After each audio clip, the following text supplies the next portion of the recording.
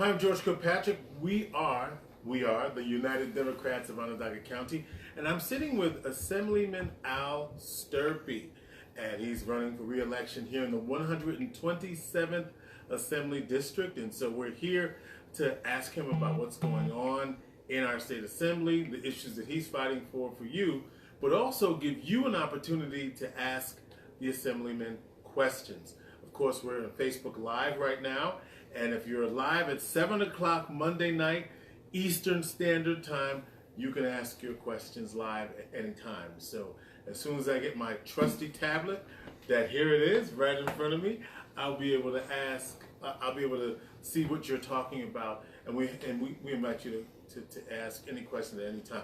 But can I call you Al? You can call me Al. Love you, Al. So glad to see you. We have something in common. Uh-oh. Both of our birthdays are in June. Did you know that? Oh yeah. So that means we're Gemini, right? Gemini. You don't know what's going to happen. So you've lived here in the town of Cicero for how long? In the town of Cicero, I've been here 30 years. 30 years. But in Syracuse now, 37 years. I moved here in 1981. Tell us a little bit about your background so people can refamiliarize themselves with you. Although you've been serving the district for quite some time, right? For a while now, for 10 years. You know, I grew up in a little village west of here, halfway between Rochester and Syracuse, called Clyde. Right. Went to school there, went to college at Notre Dame. After that, I sort of bumped around looking for myself, went to California, did all those things back in the 70s, and ended up getting a job at GE in Syracuse in 1981, and I've been here ever since. I lived in Liverpool for a few years, and I think this is my second house that I've owned, and I've been here. This is my 30th year. Tell us about your family. I'm married to my wife, Shelley. We have 3 kids. I have 2 stepkids. Christopher, he's married, he's got a baby on the way. He works up at SU as a data scientist. Jess is severely handicapped. She lives in an Onondaga home. And then we have our daughter, Alex, who's still here. She's 22 years old.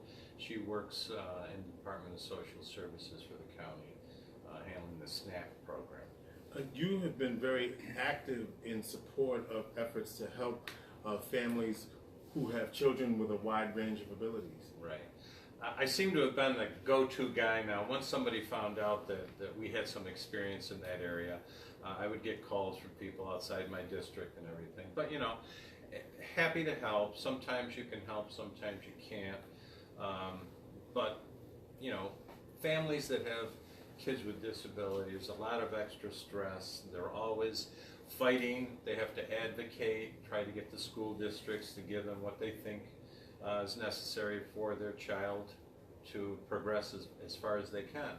So I've worked, you know, with advocates. In fact, my wife Shelley and I were sort of charter members of Family Cap 20 or so years ago and helped build Casey's Place out in James. So respite, right? For families, giving them an opportunity to get respite and recharge so that they can provide the support that they need for their family. Right. In the summer, they run programs there. They run after-school programs during the year, and you can, if you can sign up, because there's always a waiting list, have a weekend where your child can stay there. They have full-time nursing staff and everything.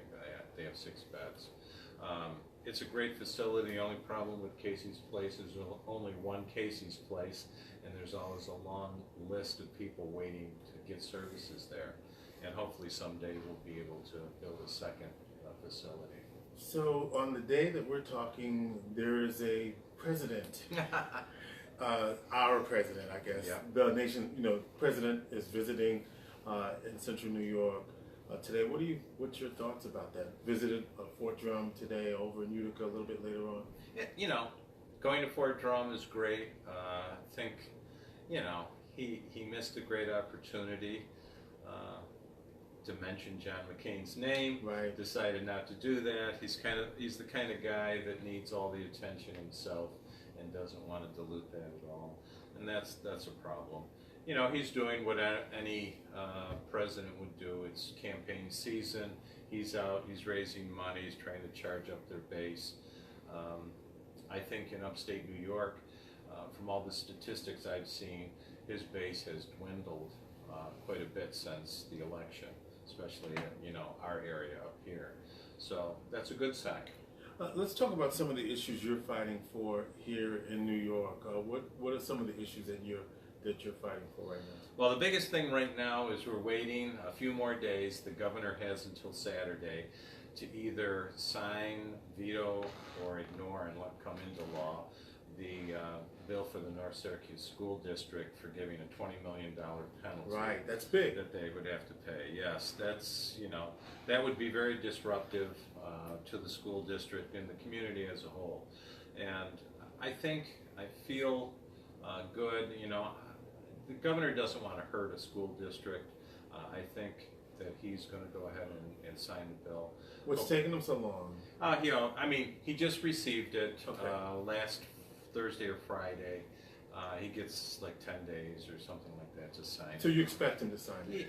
I expect him to sign it, but you won't know until it actually happens. That's one thing. Another thing I've been working on for a few years now, from an environmental standpoint, is a statewide paint recycling bill. And I don't know if you want to go in my basement, I'll show you all those half-empty paint cans that are down there. And every person I've ever spoken to also has paint cans either in their garage or their basement. So help us out. What can we do? Well, right now what people do with them is they put kitty litter or sawdust into them, dry them up, and throw them in a landfill. That does two bad things. First of all, it fills up the landfill with paint cans, and secondly, it takes a potential resource and makes it a waste product. What we're proposing to do, and I think we finally have a bill now that everyone agrees to, we will make convenient 7-day-a-week drop-off locations at all retail places like Lowe's, Home Depot, Ace Hardware, lumber yards, places. This is happening. This will happen. I'm cross fingers. Okay. Next year it's going to pass. Okay. We finally got a bill that both the Senate and Assembly agreed on. It just didn't make it into the last few days of session because there were some other things that you've heard about, you know, speed cameras in school zones and things like that that people couldn't agree on, so that sort of fell off the table. But I'm pretty sure it's going to happen next year. You'll be able to bring that stuff there. It gets sorted there. When the store gets filled up, they call a trucking company, comes, brings it to a recycling center. Recycling center goes ahead, sorts it some more, adds a little adhesive, a little pigmentation, brings it back to basically virgin paint. And they can sell that paint now for much cheaper. You go to buy paint, it's $30 a gallon or more. Maybe they can sell it for $8 or $10 a gallon. And you've turned it back into a resource. And one thing we wanted to do was require all the state departments, agencies, school districts, municipalities to spec recycled paint if at all possible when they do their construction projects.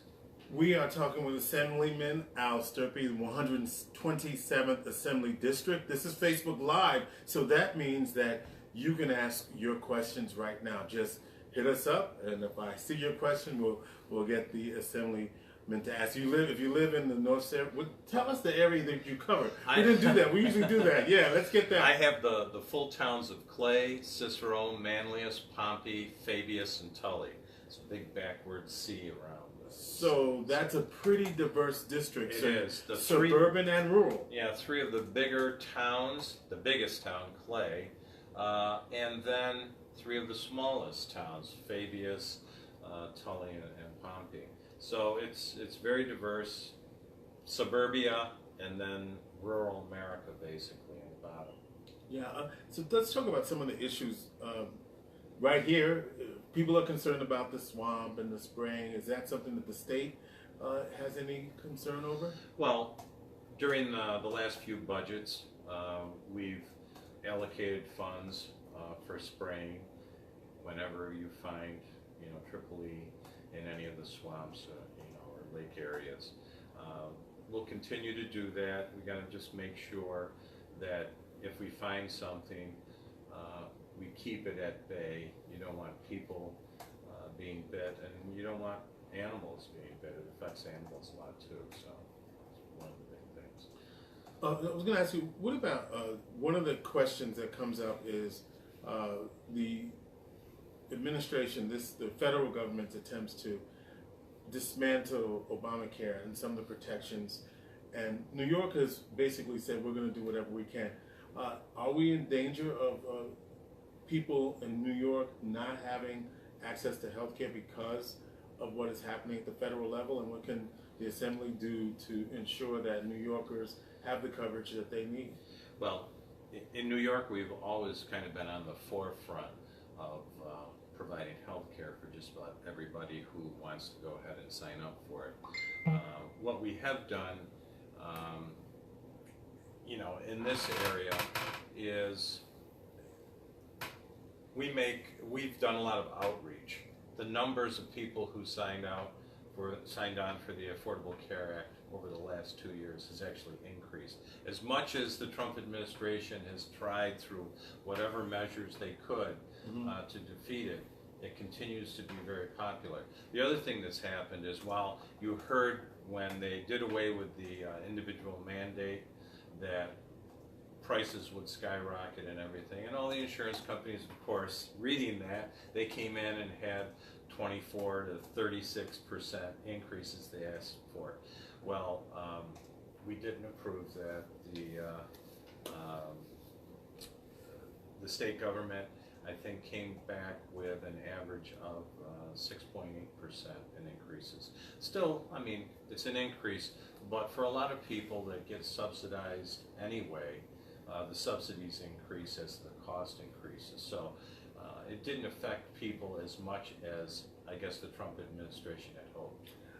Let's talk about some of the other concerns that you have. I know you have been I'm looking at some of the bills that you have signed on to, and one of them includes amends the sex trafficking definition. Why was that important to be a part of that?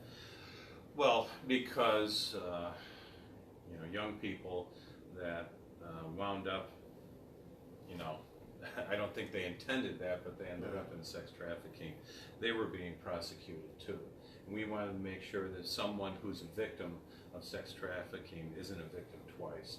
So we made sure we changed the laws. We made them harsher on the people handling the sex trafficking, but we gave the people who are actually, victims doing it, having to do it, making sure they didn't have to go to prison for that. That was one thing. Another thing that I worked on last year, finally after 3.5 years got passed, was a bill to put in statute court-appointed special advocates called CASA. And these people work in family courts with foster kids and kids that have been abused. In New York State, every kid that goes into family court is assigned a lawyer and a social worker. But that lawyer and social worker have multiple cases they're handling. Social workers, you probably heard, way more than they can really handle. The CASA volunteer is given one case, so they get to spend a lot more time on those cases. And finally, just to ensure that CASA would continue into the future, it's going to be written in the law, and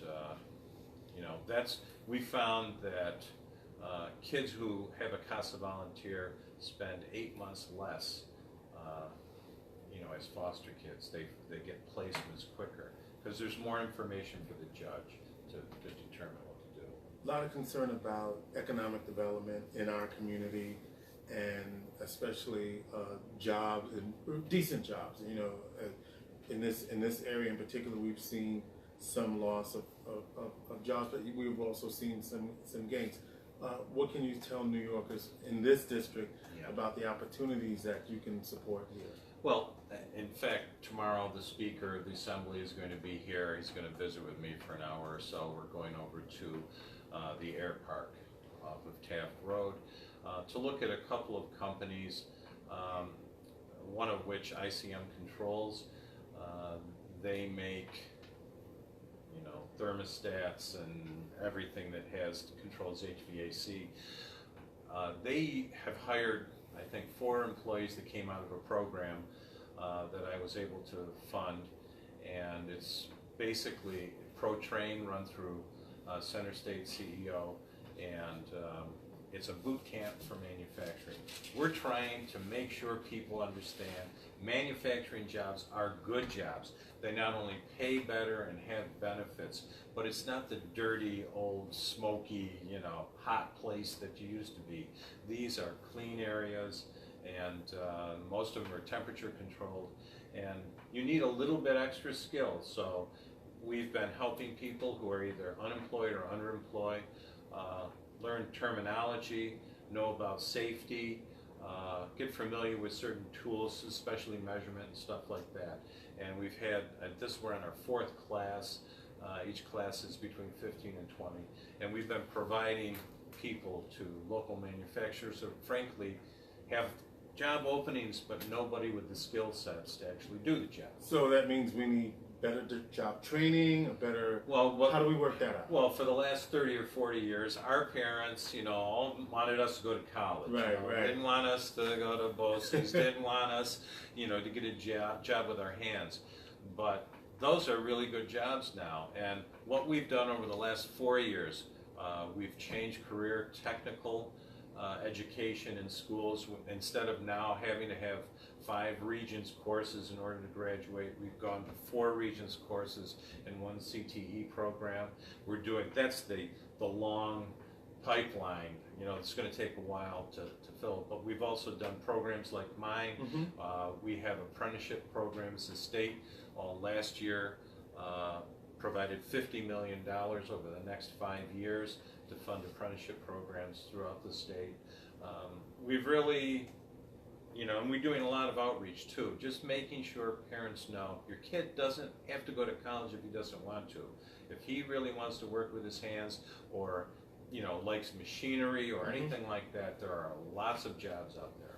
All right, let's get you involved in the conversation. We're talking with Assemblyman Al Stirpe, 127th District, facing re-election this election cycle. And let's talk about voting, shall we? And the question is, what would you like to see New York State do for voting rights for next session?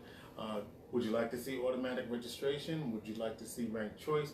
Would you like to see same-day registration? It seems as though New York is behind, way behind some other places in regard to the ability to register to vote. Let me tell you, I got into the Assembly, I started January 1st, 2007. From that point on, and it's probably happened before that, the Assembly has voted for many of the things that everybody wants. You know, early voting, no recent absentee voting. We've done campaign finance reform. We've done all this stuff, but the Senate would never vote for any of that. I think we have a very good chance this year that the Senate will change leadership, and hopefully if that happens... When you say change leadership... From Republican to Democrat. Okay, with the help of the people. With the help of the people. If they can get out there and vote, I think it's going to happen. But I think once that happens, you'll see a lot of these things put in place.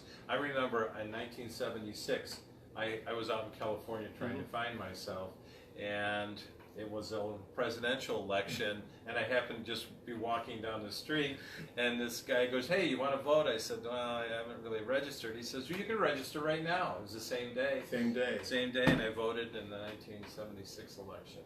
It was great.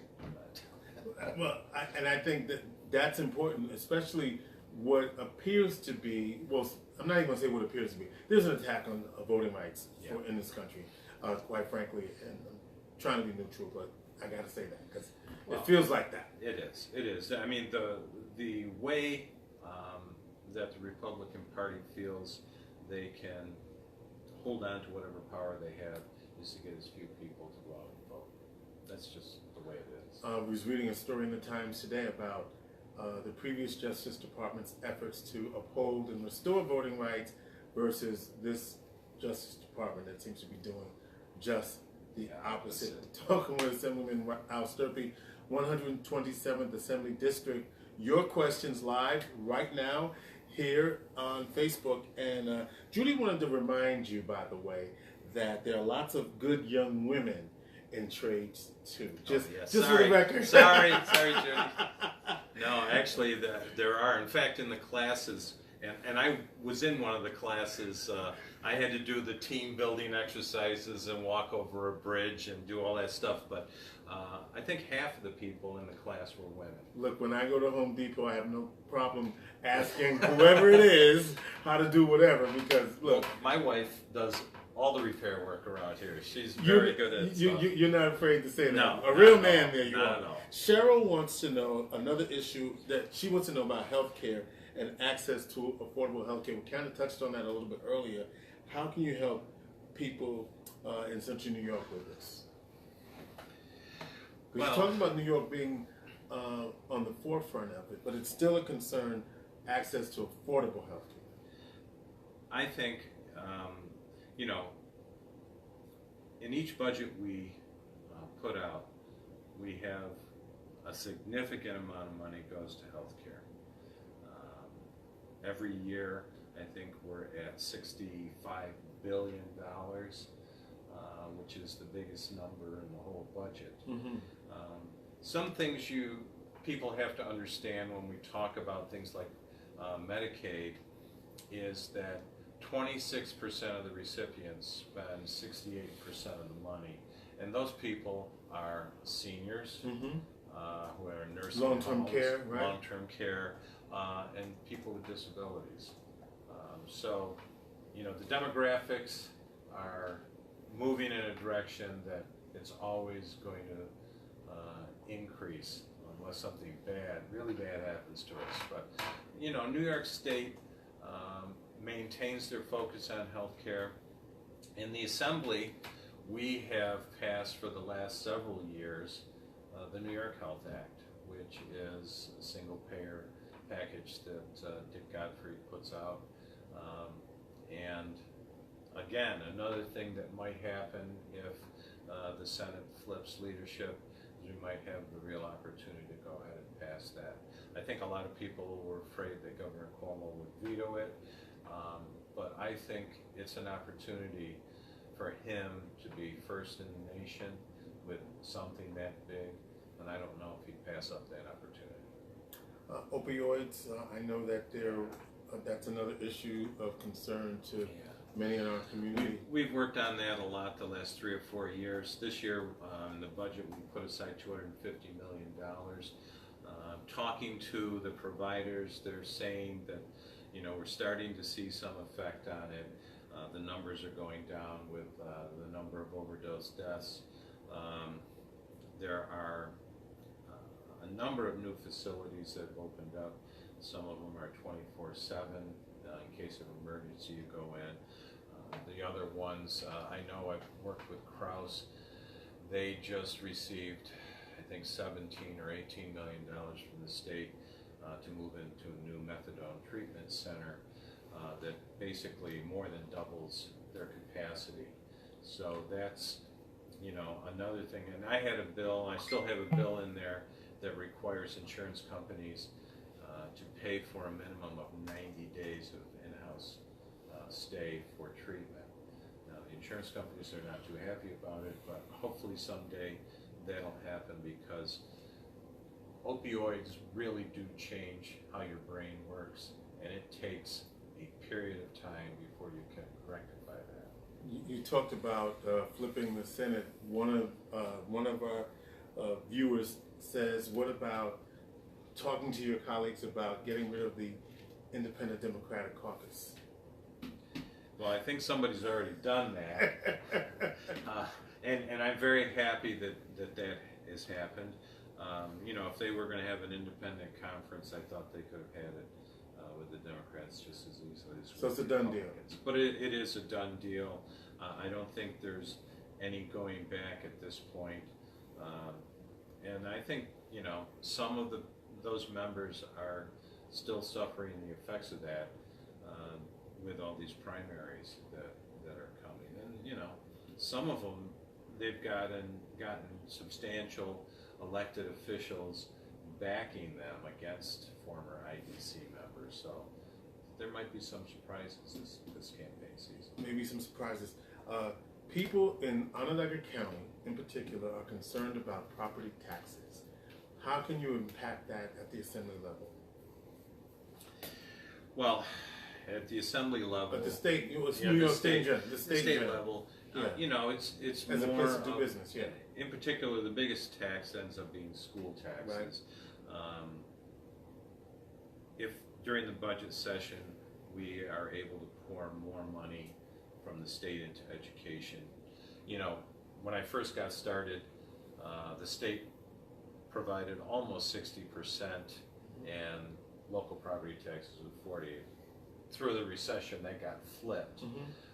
Now we're fighting to even it out again, and if we can get to that 50-50 level, I think you'll see a lot less pressure on property taxes.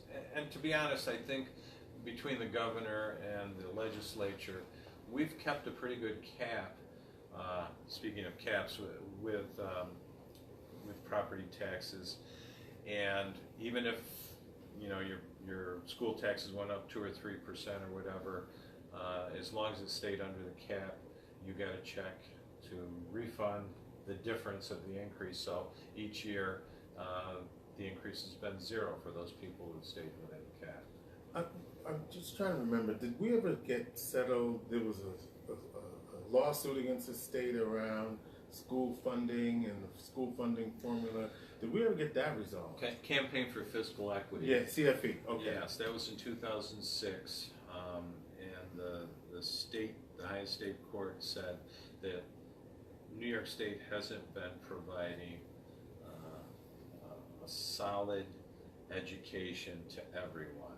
And so in 2007, when Governor Spitzer came into place, we created the Foundation Aid Formula.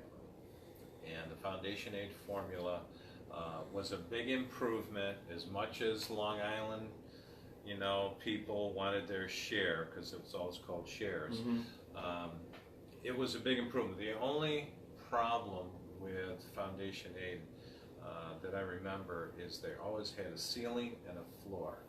So even if you were an uber wealthy district, there's something you're going to get, okay? And even if the city of Syracuse made a wealth ratio maybe of 0.36, but they didn't pay anything under 0.42, so you missed out a little bit on that.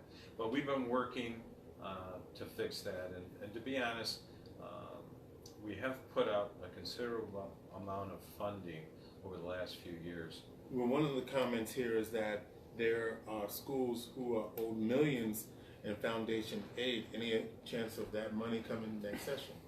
This is for Maurice.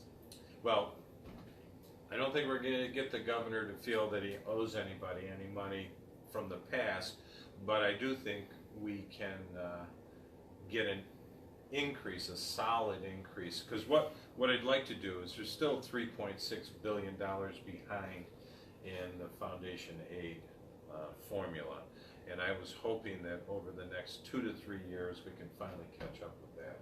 It's a big lift. We've got to get the governor,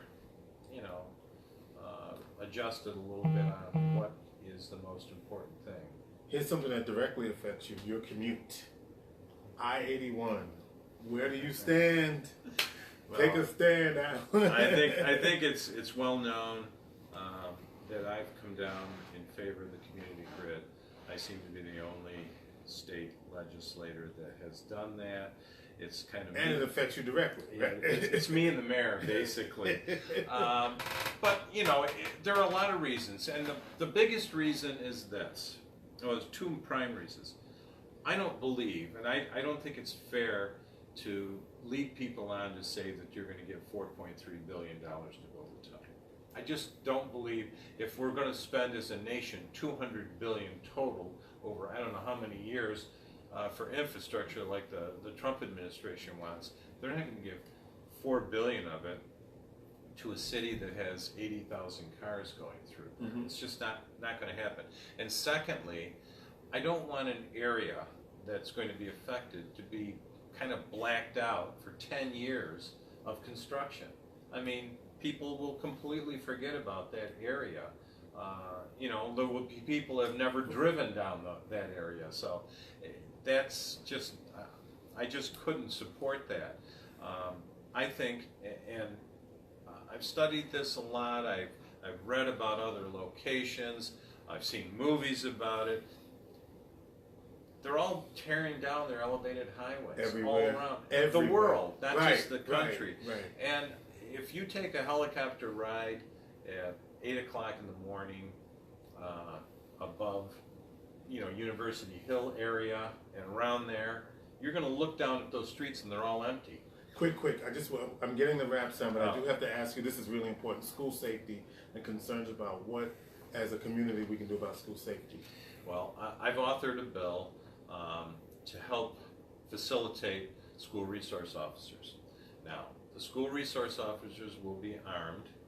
I just think that's kind of a common sense thing. Teachers will not be armed, and will utilize retired police officers.